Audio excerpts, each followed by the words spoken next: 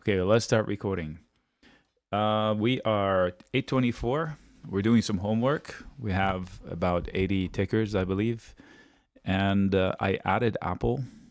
That is the second week where Apple is not on the list. As usual, I'll say a quick thing about the SPX right here. And I will have another video, about 5 minutes, maybe 6 minutes, at the end of tonight. So Sunday night or Monday morning. I'm in California. Sometimes the video doesn't come out until too late and you don't see it until the morning before the open. Look for it. That one is the strategy as to what the mindset is, at least from my perspective. We'll start with the SPX. You're looking at a 15-minute candle.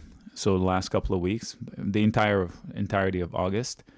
What you can see from this chart is that the range for August is large. It's that longest green candle on the right. And then we have the week and the day. So look at how the week was at the end, at the bottom, and then how they rejected it on Friday and then went green. That's the idea. We started Friday red for the week. We ended very, very green. The rally was violent, really violent in a good way. Here's another observation. The market saw it coming. This white box was the forecast from Monday morning. That, if you look to my morning note on Monday, you will see that white box unchanged. And we barely went above the middle. So the options sellers knew that, and they gave enough range. Going into Friday, we were hanging on the dear life inside that box. So the week was weak until whatever they read on Friday from Powell, they changed their mind, and now they have the confidence. It seems that they want to break out finally, like across the board. So more on this later tonight, just a preview. It's an interesting chart. Definitely the bulls have the advantage, but we knew that. So it's interesting the follow through from here, now that there's supposedly no wrinkle. So we'll go into the tickers that you had requested. I'll start with Apple, which nobody requested. That's like the second or third week in a row. I don't understand this complete disregard for Apple, which is fine with me. But okay, so technically, this chart, unlike the market, is popping into a prior problem. So I think going through the area of 230 is going to be difficult. It doesn't look as easy as the market. How about that? And the support doesn't look as solid. Even though the bounce was strong, it looks like there are a lot of sellers above. And so Apple would need to do a little bit more work than the average SPX. Now, it has been doing work. There was a headline about it building some manufacturing facility in the US or moving its overseas, repatriating the manufacturing facility to the tune of $100 billion. I think that's a reason to short Apple, but the market took it in stride and it took it to high heaven. So these green lines are areas of difficulty that they need to cut through with more hard work this week. Before I continue, NVIDIA is going to report this week, and it is the king of stocks. It is the largest company on the planet, so I think it'll move all the large stocks in sympathy in its direction, up or down, we don't know. So maybe Apple gets help from NVIDIA. Now I can tell you that if Apple takes out 234, sky's the limit. But if it loses 223, 222, it might revisit the teens, 214.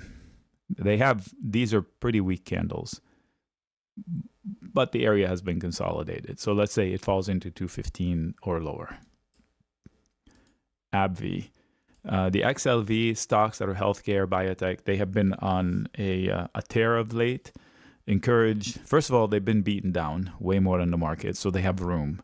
And then the UNH investment from Buffett, or Buffett's company, made it harder to short, because if the best investor of all time is interested,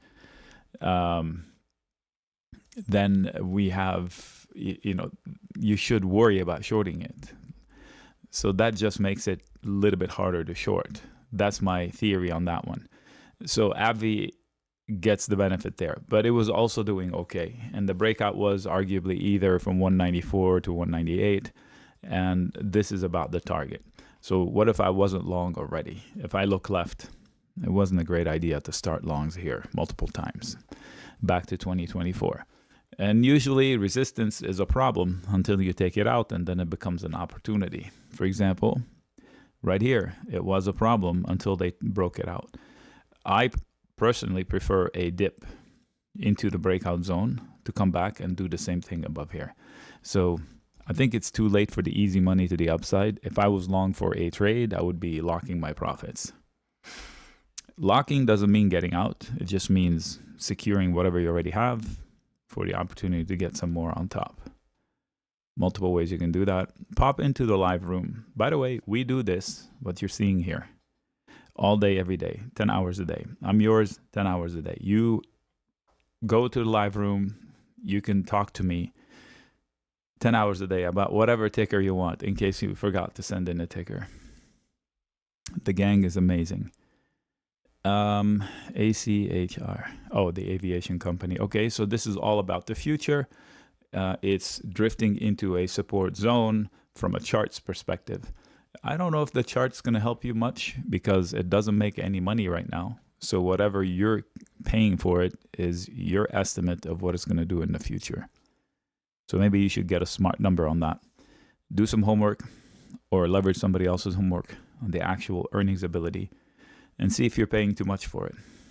The chart itself is weak until 750, and then it becomes more solid through 550, and then weak through 450 after that. So you have a support zone here, and one below it, and one below it. So you choose.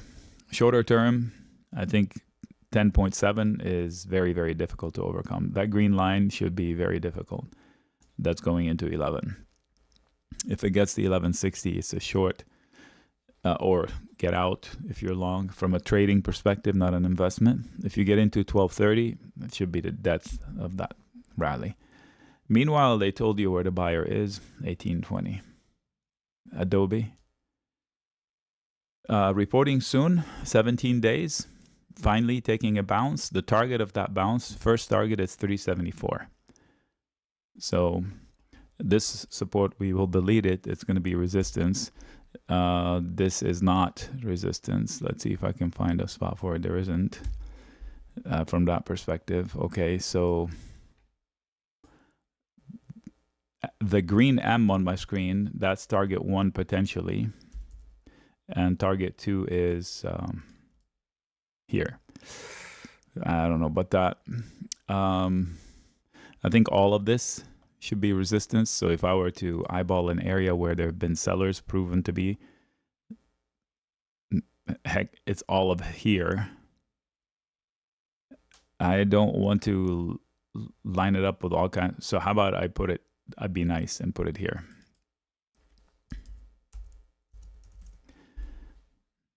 We'll make it a red box and no background. So you know that if you get into the 380 area, it shouldn't be easy. Now, going into earnings, who knows what they do? Maybe they're at 312, maybe at 400, I don't know. Creeping into the earnings. So this is old. I don't remember this one. I'll double check on it. I'll leave it here for a visual. So there should be strong buyers here. And there could be a dip down to here. So you must hold. This one must hold.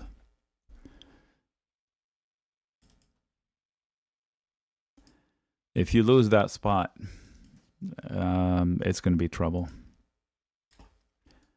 Let's just say these arrows will come back to life. I don't remember these boxes, but I must have discussed going long at some point on the way down. Ally, that is a bank. I definitely would not be long here. So it's starting to look like the building of a harmonic, where they want to hunt point D. Not to get too wonky.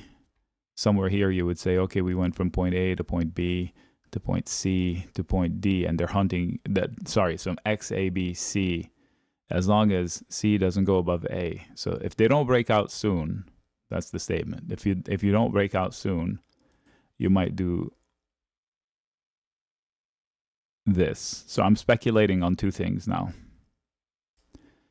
That this breakout will not happen, and if they do, they might want to go like this. earnings in 52 days. So this is my speculation. That's the big picture. This is not for you to short. This is not good enough for a short idea for me. It's just stop me from going long up here, because if I look left, they're going into pretty frothy candles. Now the excitement comes if they do take out 43. Okay. Meanwhile, if you want that, buy the dip. So there might be a dip coming just somewhere here. Buy the dip if you wanted to go long. That's your bullish opportunity. AMD was, so I don't know what's going to happen on Monday. I believe after the bell on Friday, there was an official note from the White House. Now you should double check this. I don't know. Somebody mentioned, Ray, that Intel is officially, the government is officially taking a stake in Intel. Now that blows my mind. I don't understand how that can happen. So, but anyway, this is a brave new world. Look into it. And I wonder how that's going to happen, because I also believe that the price is lower than current price, like $4 lower. Now, $4 on a $24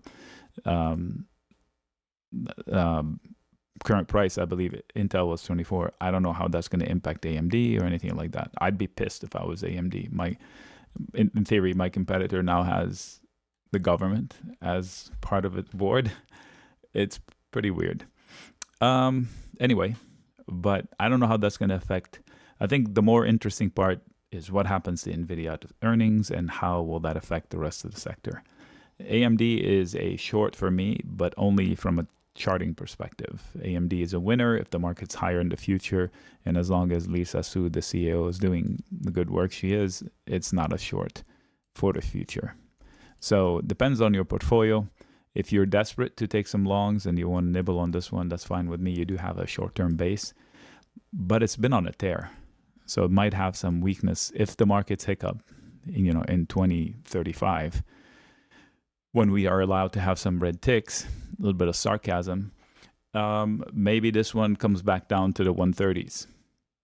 I don't have a forecast for it. So somebody wants to say, in fact, I think I'm short and long at the same time. I have to look back at my screen. I might have a note about it. Okay, we did take a credit call spread and nobody's asked me about it, so I'm thinking it's working. I may have also added a credit put spread, an optional one with it. So it looks like this one is working fine. Sellers, that red box, the lines above, and actually right here where it's at, potential. Buyers, where it says pivot means support and backup support. So it does have a lot of support into 145 and a lot of resistance. So it should be stuck here for a while, which is fine. We can trade that. We can sell calls and sell puts with confidence. Amazon. I don't have a lot of confidence for Amazon. I'm an avid Amazon fan of the stock and a big spender. And the last 6 or 7 things I bought were not from Amazon.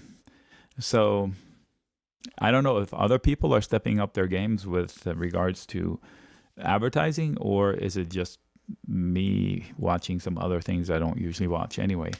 So it's an awesome company, and I wouldn't be surprised if they came out and said, oh, we have a new way of making money. Now, I challenged the headline that recently got it to rally, which is the grocery deliveries. I thought that was already there. I think it's just a regurgitating of the same idea at a different level. I don't think that's as exciting as, say, them getting into a new line of business altogether. So I could be wrong. I didn't delve into it, but how it read, just do your homework. If you're investing higher from here on a different tier, like artificial intelligence's impact, or them owning the web-based storage that they did ahead of everybody. So the AWS concept, I don't think this is the same. So from a chart perspective, you have solid support at 220, backup support at 212.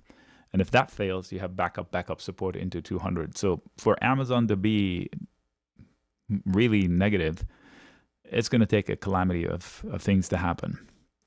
The opportunity to the upside is 234. It looks difficult with backup difficulty at 242, which is the high up there, which I believe is the earnings reaction.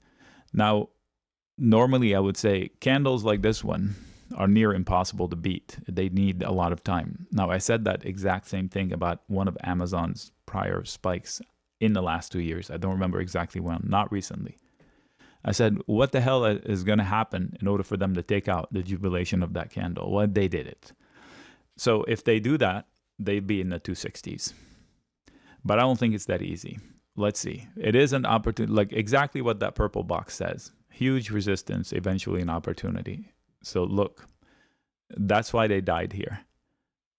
So now it's a thing. It's actually not a high. This is higher levels. So you see what I mean? It's hard to break out of these areas. So maybe for Amazon, it's easier to drift into 214 than it is to take out 242 this week. So if you're short-term trading, maybe an iron condor might be good. If you can get something below the base and then sell something above the breakout, an iron condor, maybe that'll be the case. Maybe I will add it here to my list. Somebody remind me. See, I don't know how to add Amazon anymore. Oh, there we go. Thank God. There we go.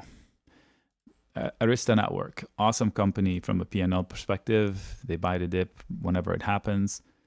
There's a weak spot on the chart until 126 and weak spot until 122. It should be solid support into anything below 116. I say solid support, but you should also consider this. That's a really high unstable chart. So first of all, look how hard they fought over these circles. And nothing has changed since then for this company. It's been an amazing P&L. Very, very pretty P&L. I mean, you can't pick it. You can't pick it apart. And then you have this happen where the stock is up and down so much. So turn off all the comments and just use common sense.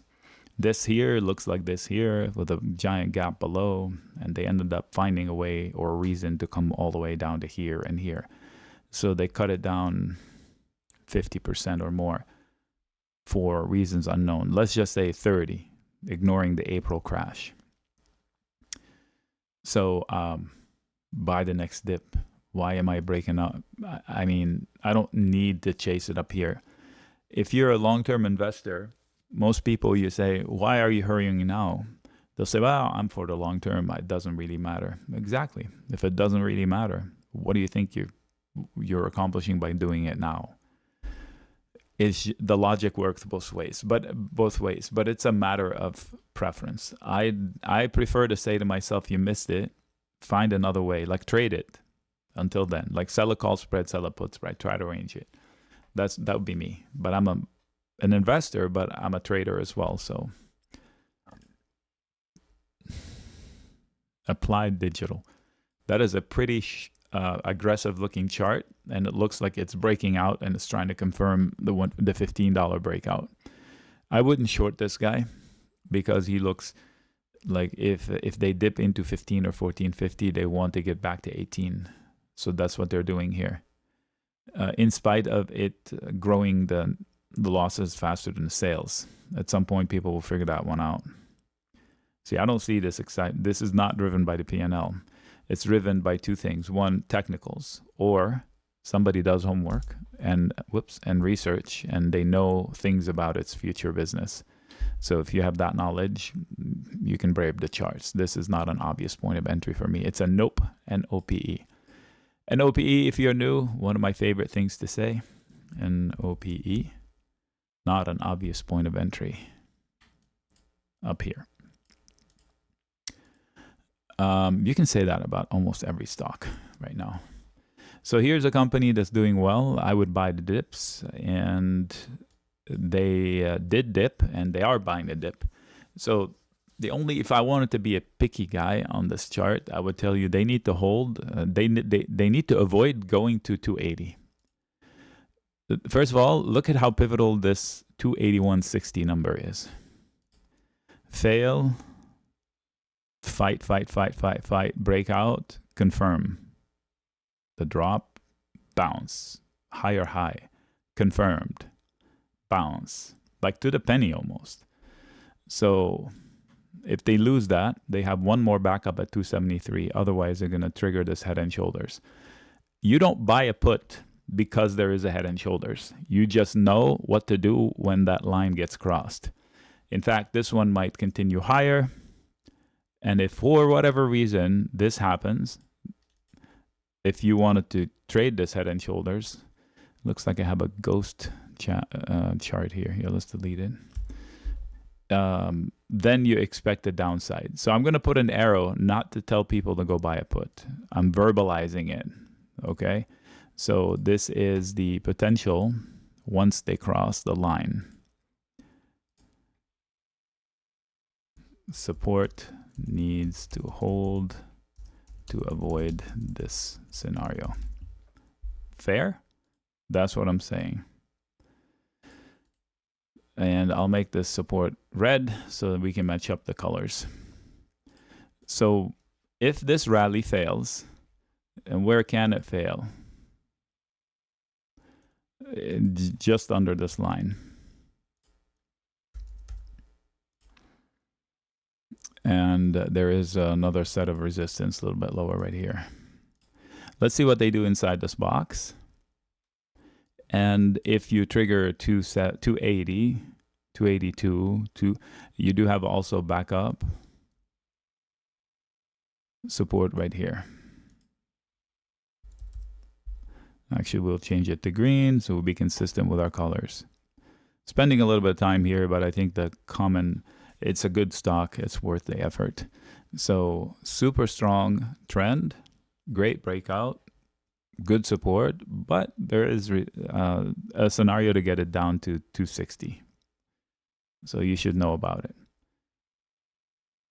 Banks soared on Friday because the Fed's cryptic message, cryptic because I'm a little confused. Hopefully this week we'll get some more clarity.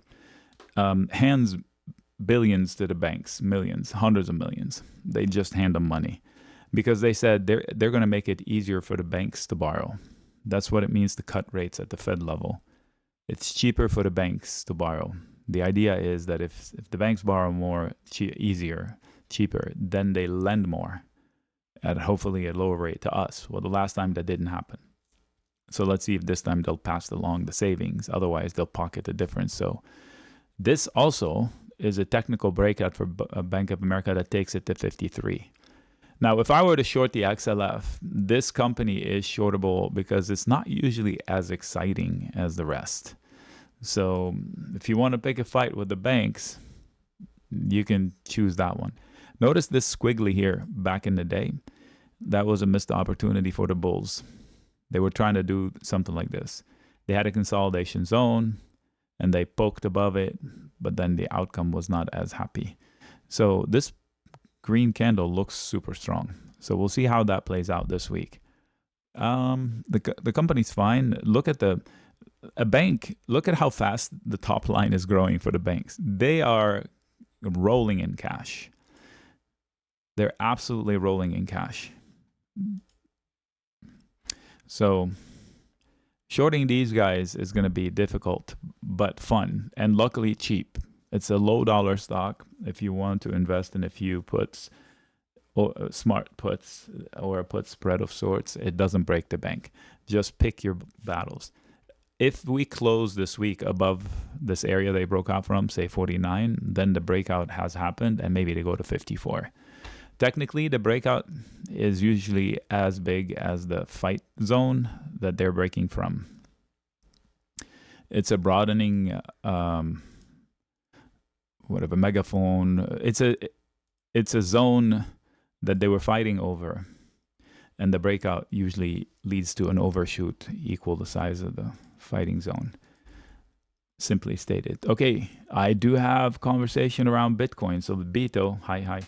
BITO is not Bitcoin, but it does represent Bitcoin to a degree. Not even close though. Why? Because Bitcoin is at all-time highs and this one is miles away from its all-time highs. Explain that to me.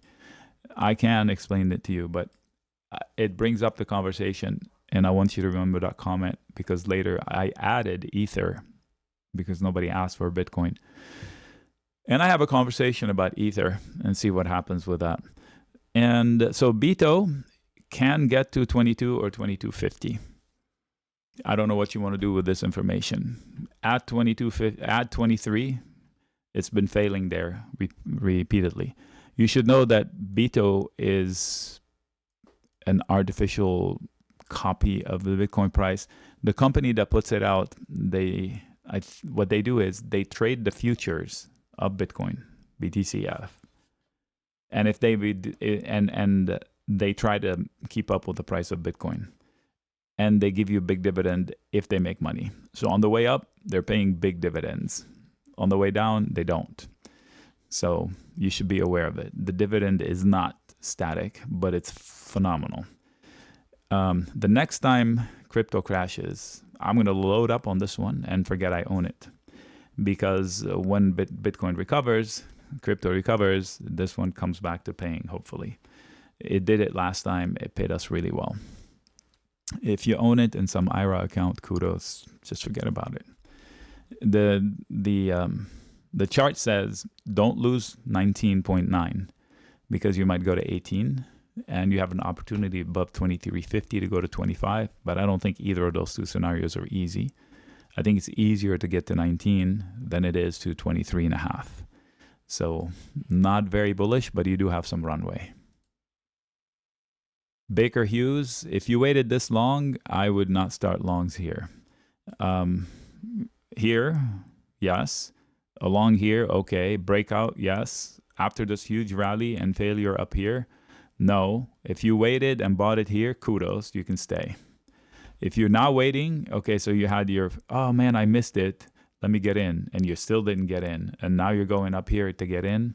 If that's you, don't do it. If you bought it here, okay, good job. Trim, block, and see if you can break out. I don't think it's easy to break out of 47. If I look left, that looks like a lot of sellers waiting. It's probably easier to come back to 42.50 than it is to get to 48, for example. Bitmine. Something about that tells me it was in the news lately. This is a GME type stock. Skip this installation, whatever this feature Windows is coming up with. Okay, 68.72 is a problem. You take that out, you get to 88. If you dip into 36 and 32, you should have anything below 40 should have buyers. You should be aware. I know a couple of you came to me with headlines that I don't remember what it was about. Was it ARK Invest related? Maybe. The opportunity to break out of 72 is pretty large, and you do have backup buyers. If you lose 28, I don't know if it will, but if you do, you're going to lose a lot more. Webull. A while back, I said, ooh, this price action is coiled, move coming. Well, they broke out and broke down. They gave you both sides. So now they gave us where the sellers are and where the buyers are. 1350 or lower, they're willing to step up to the plate, and they can't sustain 1650 or higher. So as you approach 1650, that's your exit. As you dip into 13 below 14, that's your entry. That's the trade for the short term. This guy, what did they do? Nuclear. Okay, super spike based on the earnings reaction. They're giving it up. They can fall back down to 154 and say nothing new, except to say, okay, we're consolidating this giant spike we had. So not so sure what you need from me here. That is not a good base of a stock. However, I understand that anything that has the word nuclear in it is about potential earnings in the future, maybe. If that's not the case, this is definitely not a place I would get long the stock. I would at least need a consolidation to take out this spike down to 144, 140. That's my personal preference. I don't even trust this down here. But the P&L is here. At least they have income now. So do your homework on the company. The stock itself doesn't inspire upside.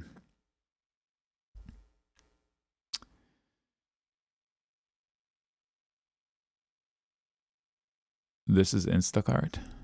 Okay. All right. So this company is struggling. Company stock is struggling when the market is making highs. Huge upside reaction to the earnings. Very encouraging.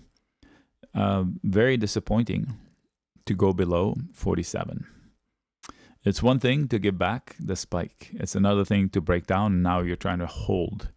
So let me rephrase it. If you don't get to 49, you're probably going to 39 or 40.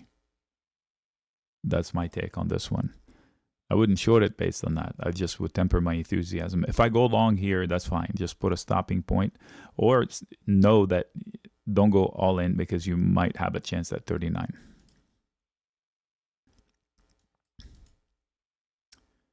Small company here. Healthcare?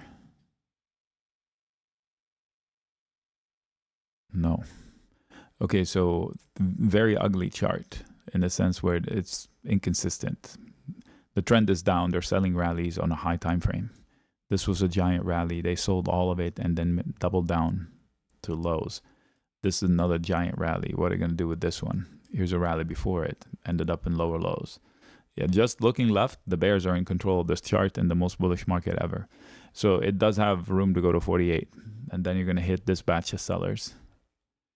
So because this is not an obvious entry point. Now, if you're a momentum trader, you're probably not asking my help here. You're probably already long.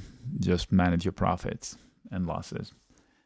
It's weak into 35, just judging from this chart. It's weak into 38. 38. Chipotle. Okay, so we knew once it lost 48, it would have... wow, that's 2 with 48. We knew if it lost 48, it would have downside targets. Well, the problem is now, onus is on the bulls to get back above 48. If not, they're going to drift lower. So maybe they did hit a floor at 41. Let's look left and see what's there.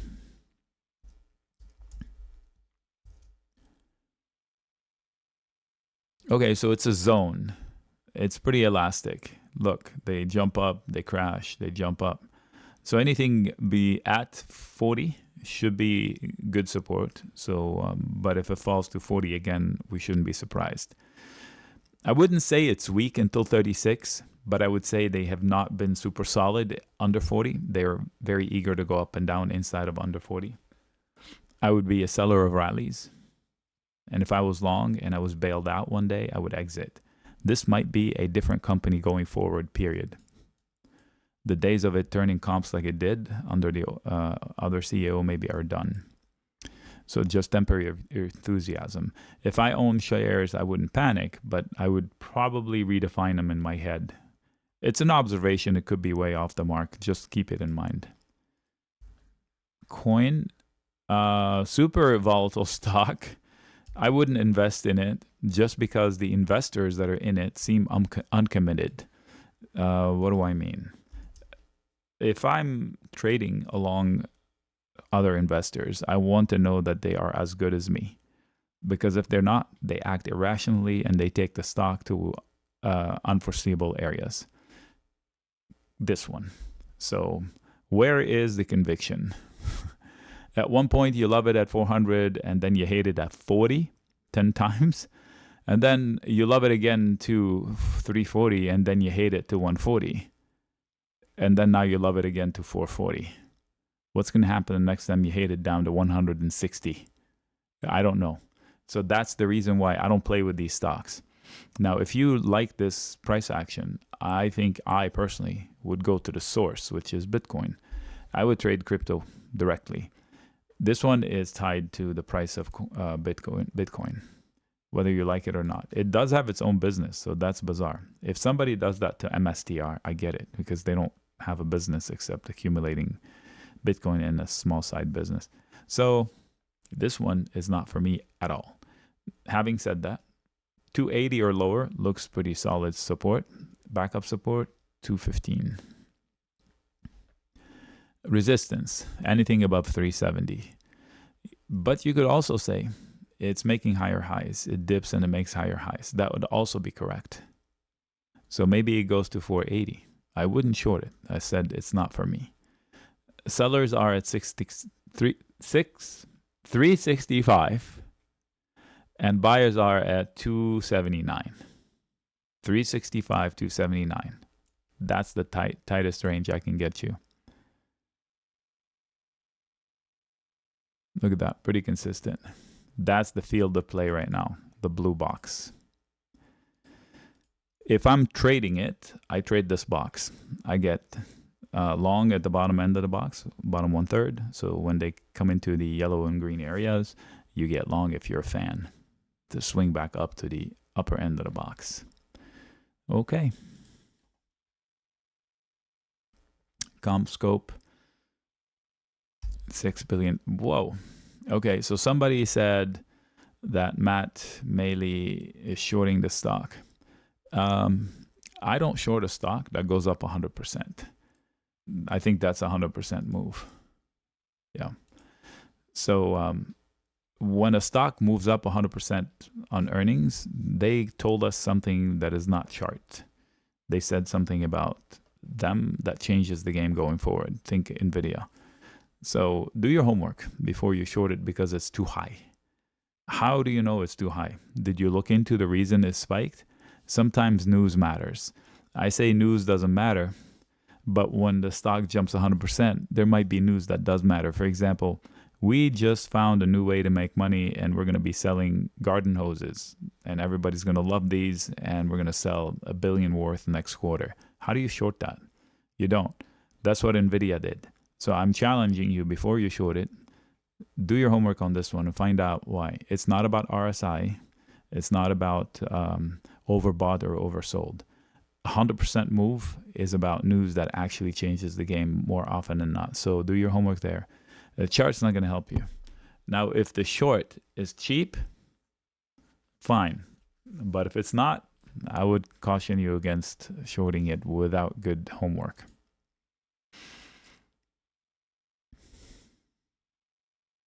Core Science. Again, this is these companies where the spending grows faster than the sales. Like, how does net income anyway? So, like here, net income is higher than their sales. I question the validity of the data. I don't understand these P&Ls, so personally I shy away. So I'm going to comment on the chart itself. You have sellers, anything above 16, buyers, anything into 1150. So you have a good buyer into 1150 if it falls, and you have a good seller into 1650. More recent, 15 and a quarter or so, 12.5, 12.4 buyers, 11 buyers. These are comments.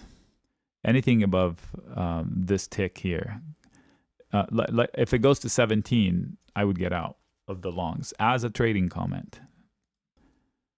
CRM, approaching earnings in 10 days. This is where they're selling rallies. I'm a little surprised. This is one of my favorite companies.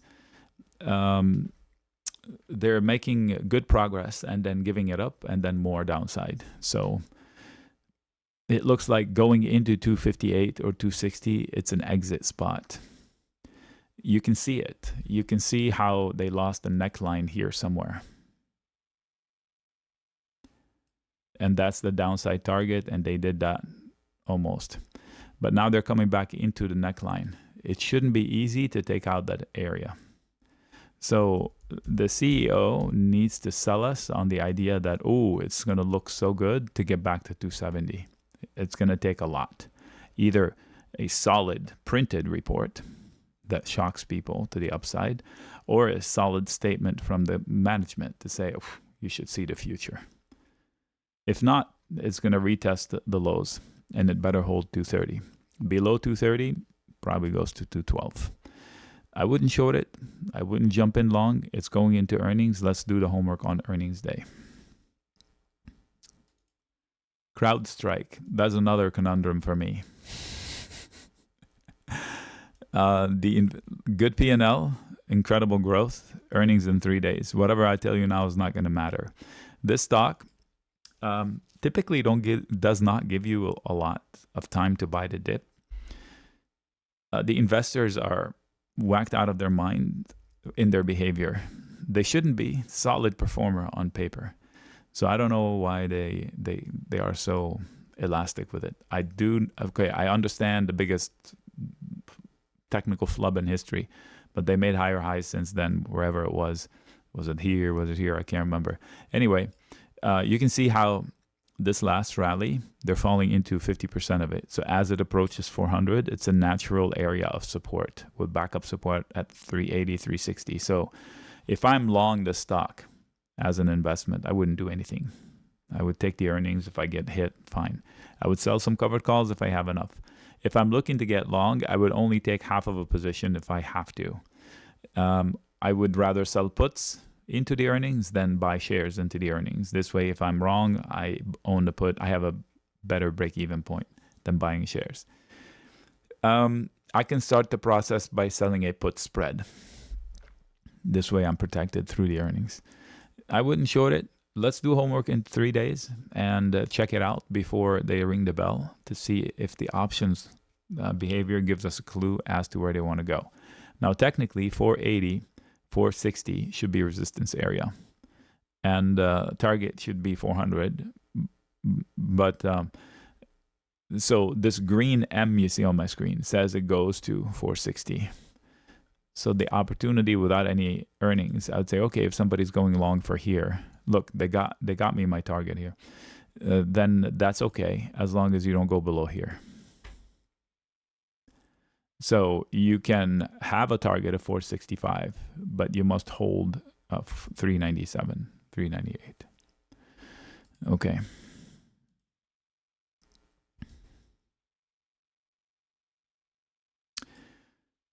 You know what? I think I used to watch CNBC like 15 years ago, and this company used to advertise on CNBC. Dassault System. I always wondered what the hell they do. They're still around. Okay. They lost a really important spot to hold, 33, 34. So now that becomes the problem. Rallies into 34, 35 would be exit opportunities. And if I'm short, I'll stay short because it might drift lower to 27. So they need a bounce right back up to 35 to avoid 29. Deer. So comments. Deer, Caterpillar. Caterpillar acts like a champion. This one does not. So I would be fading the rallies here. Now, the only thing is if the market is going to high heaven, say 670 on the SPY, this one might have a catch-up rally towards 530. But look at what's waiting in 520. There should be a lot of sellers. To really goose up the rally to 590, you need to clear 535. If you clear 535, you're going to 590. Now, if you just bought the dip into 455, 470, that's fine. It could double dip towards 450. That would be an even better entry for the long rebound. That's the comments from a swing trade perspective. From a technical perspective, you're going into a seller base. Anything around 504 should be difficult, and they just reported, so. Okay, so I put Ether here, so I guess we'll double end this. So I don't do these stickers. This sticker is too new to give you any information up here. If you're just looking at this one, you say, oh, it's an all-time high, you don't short it. Well, it's not an all-time high. So let me give you feedback on this one from my comments on this one. So this is Ether, the price of Ether, and it is not at an all-time high. It's very close to it, and it's taken a sweet time getting here. So it was half of its own price when Bitcoin made an all-time high. This is the second largest crypto coin behind Bitcoin. So if Bitcoin is king, this is the prince. Everything else is behind them. The third one is Ripple, XRP. So I own a lot of this, and I own Ripple, and I own Solana. And I'm mentioning these for a reason. During the crypto crash, when Bitcoin fell to a bottom, it then fell to a lower bottom, and then that was the bottom back in the day, like a few years ago. Well, we bought that dip, but my comment back then, if you remember, was that this one did not make a lower low. Because when everybody freaked out about crypto and ran to their crypto accounts to get their money out because of that bankrupt company, the guy with the frizzy hair, whatever his name was, that defrauded everybody, FSB. When that debacle happened, everybody demand on Ether to get their transactions done. That's my theory. Kept the coin from falling. So why is it outperforming now? That's my take. I'm asking myself, why now? Is demand on Ether going up because they're transacting, they're getting the money, hiding their money somewhere, or just keep it in mind. Bitcoin was not as happy yesterday. Okay, so in yesterday's tick or Friday's tick, Solana was, and this one was, and they're both transaction companies. Anyway, so here's the statement. If you waited this long to get long Ether, why do you need to get in now? I have it. I'm not selling it. It might go to 6,000. It might go to 20,000. So my take for Ether and ETHA is the process of investing in crypto should be like the thought of gold. You have to go back and read the books from 20, 30, 40 years ago. You accumulate over time, a little bit at a time, so you don't have to be perfect with your entry points. I add to it that whenever you get a crash, you download, you load up. And whenever you get a super spike, you unload some. So you trade around your core position, but you take the core position and you don't touch it. So my core position is set and it's locked. I don't touch it. Let's say crypto crashes in the next couple of years. I will dump a lot of cash into it, much more at a higher pace than my buy pace. So if you don't have any Ether and you want to get into it at all-time highs because you think it's going to double, that's fine. Just do me a favor and make it a small bite and follow the rule of investing of old, like they do it a little bit at a time. This here is not an obvious entry point. It could get to 5,200 and then come back down to 34. You don't know. Fabrinet. Looks like it broke out and it's coming back to earth. Wow, I have okay, let's delete that. This came to fruition, by the way.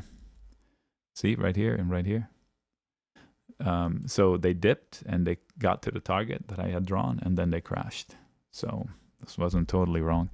All right, so you do have the breakout, and the breakout was from 250, 245, and they're just drifting their way down into it.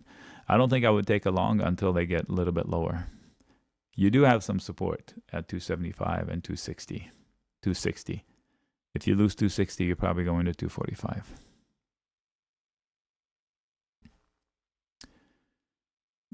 Genworth.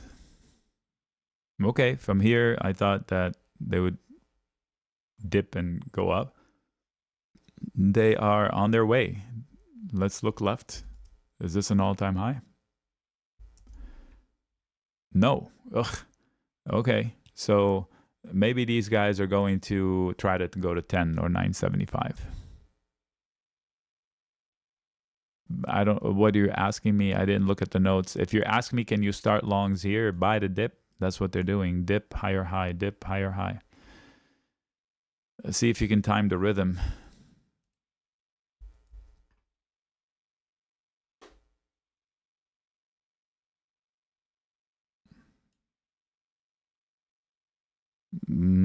I don't like to chase, but make sure you chase with some intellect.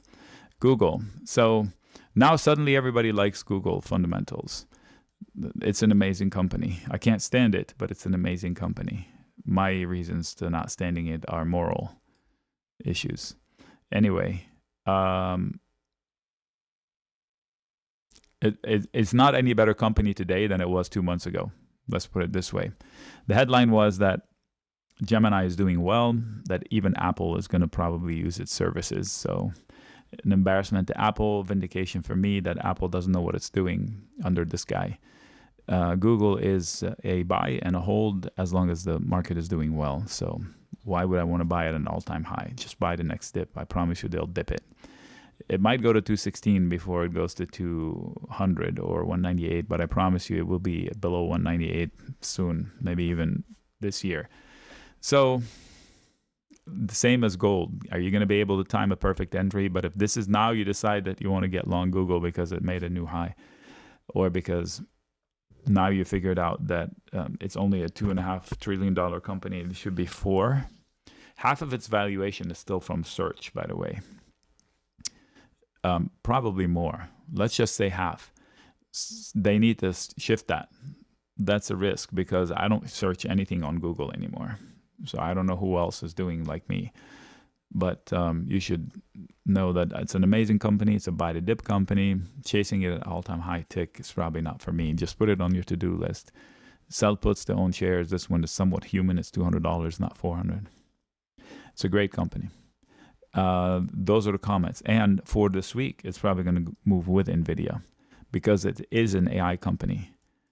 In fact, you will read articles that will probably say it's winning the AI race. It's a debatable point. Nobody's winning the race. Everybody's winning in the race, but there's no like, what does that mean? It's winning the race. How do you measure that? There are so many facets of it. 198 is a good number to look at. 196 is a good number to look at. The earnings reaction, that blue box, is a great zone to look at. So anywhere inside that blue box, that was a reaction from the earnings. And then a bit of sprinkle. There should be a bunch of buyers. So you have solid support below. With that, the video one is over.